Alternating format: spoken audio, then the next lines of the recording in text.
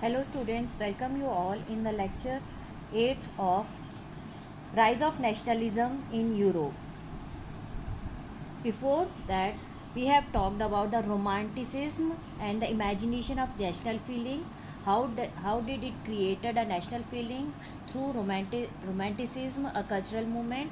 Next, what were the features at that time in the whole Europe was that hunger, hardship and popular revolt of 1848. What was this revolt about? These revolt were of the liberals. पहले जो हमने revolt पढ़ा था 1848 के उसमें common peoples का था. अब जो रिवोल्ट है that is 1848 revolutions of this is the part 2 of 1848 revolt revolution of liberals ने कैसे डिस्क्राइब, ये क्वेश्चन भी पूछा जा सकता है, describe the event of Frankfurt parliament. अब ये जो लिबरल्स थे जो अब चेंजेस चाहते थे led by the liberal middle class man and women. In the case of Germany, we will talk about the case of Germany, how they unified themselves, the liberal class society, and now how they wanted to go against the monarchy rule. Germany जो अब तक Germany नहीं बना था, it was as the Prussian empire. Prussian empire जब कहलाता है तो उसमें जर्मनी इंक्लूड है, आज के न्यू ज़माने का Germany. In this middle class groups join हुए सारे एक जगह एट फ्रैंकफर्ट जर्मनी में. एक पर्टिकुलर सिटी का नाम है, एक जगह का नाम है फ्रैंकफर्ट. और उस फ्रैंकफर्ट में जो ये नेशनल असेंबली हुई, ये कहाँ पर हुई? In the church. कौन सी कहाँ पर हुई? फ्रैंकफर्ट जो पार्लियामेंट हुई कोविड. ये 1 मार्क क्वेश्चन में may be asked, where did the Frankfurt parliament convent? Where did the Frankfurt parliament convent? The answer will be at Saint Paul church. Saint Paul church के अंदर जो ये Frankfurt parliament organise हुई, ये एक picture is also given in your book. Here you can see the allegory of Germany, जिसके बारे में आगे पढ़ेंगे. इसमें चर्च है, this is the Frankfurt church of Saint Paul. यहाँ पर मीटिंग हुई, लेकिन यहाँ पर जो ये लेफ्ट हैंड साइड में दिखाई दे रहा है, these are the of the women candidates, and here are the National Assembly formation where the different demands were put up for the German unification, the process of German unification. Here the monarchs were sitting, and in this what were the points that were dealt with was that voted for all German National Assembly. First of all, they needed the right for all German National Assembly. In 1831 member drafted a constitution. अब इनने मिलकर एक constitution prepare किया, किसके लिए? एक unified Germany को तैयार करने के लिए. जर्मनी का unification we will talk about in the later lecture.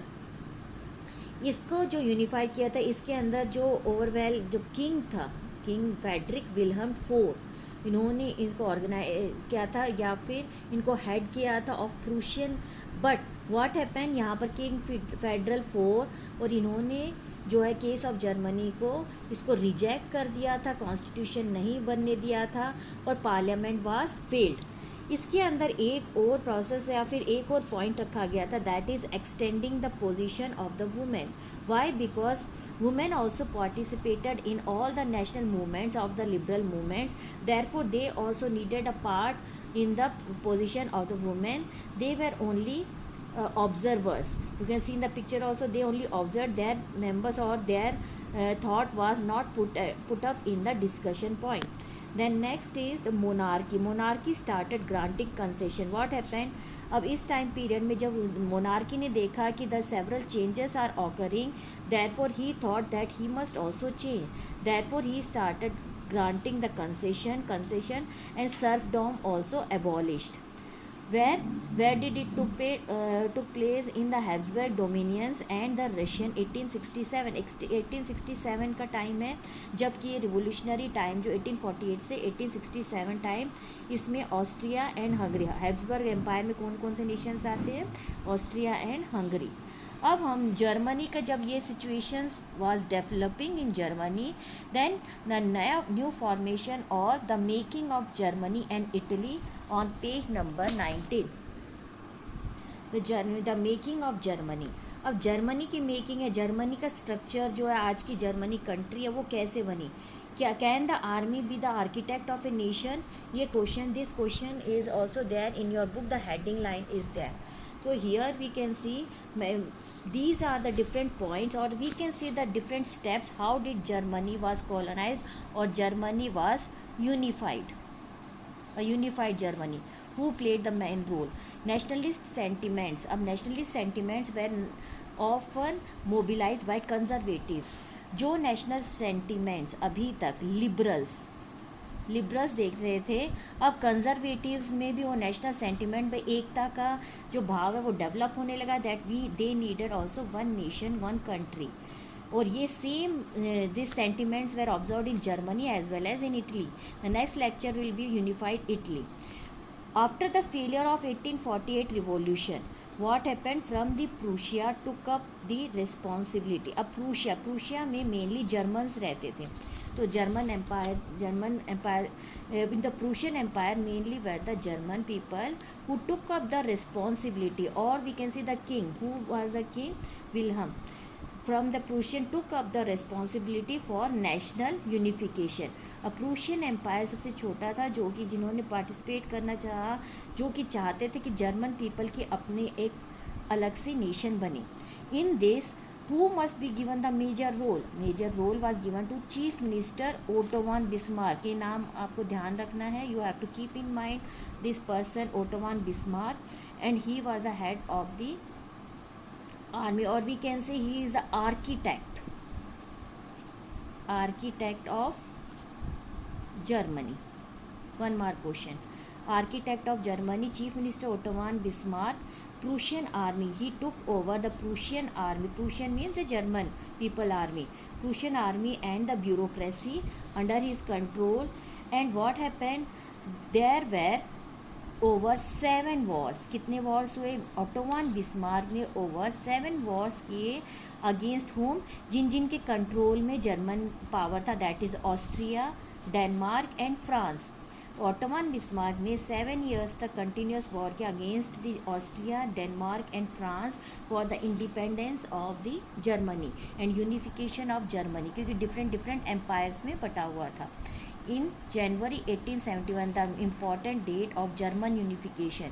1871, after Germany unification, Kaiser William I. He was also the king of the Prussian Empire. Kaiser William I was proclaimed as the German emperor.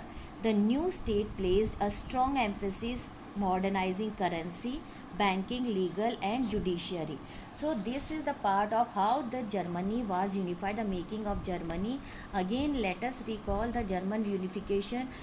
ये question में भी German unification में भी in the 3 marks और the 5 marks question including the Germany unification. So that is, first of all, the national sentiments were mobilized also by the conservatives. Then after the revolt of the 1848, failure of the revolt of 1848 revolution, what happened? The Prussian main empire took up the responsibility for what? National unification of Germany or Germans. Then in this, the major role was of Chief Minister Otto von Bismarck, who took hold the army with the Prussian army against which wars? The 7 years wars included against Austrian, Denmark and France Empire. After 7 years of wars, in January 1871, the Germany was unified under the proclamation of Kaiser William I, the Emperor. The new state now had its own currency, banking, legal and judiciary. The next lecture will include Italy unification.